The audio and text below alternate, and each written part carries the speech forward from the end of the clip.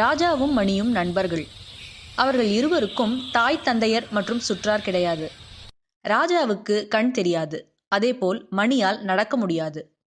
அவர்கள் வாழ்ந்த கிராமத்தில் கிடைத்த வேலையை செய்து கிராமத்தில் உள்ளோர் கொடுப்பதை சாப்பிட்டு வாழ்ந்து வந்தனர். ஒரு நாள் அவர்களுக்கு பக்கத்து ஊரில் நடக்கும் திருவிழா பற்றி தெரிய வந்தது. இருவருக்கும் அங்கே போக மிகுந்த ஆசை. அந்த ஊருக்கு செல்ல மிகுந்த தொலைவு நடக்க வேண்டும். என்னாலோ நடக்க முடியாது, உன்னாலோ பார்க்க முடியாது. இந்த லட்சணத்தில் நமக்கு ஏன் இந்த ஆசை என்று மணி வருத்தத்துடன் சொன்னான். ராஜா சிறிது நேரம் தீவிரமாக யோசித்தான்.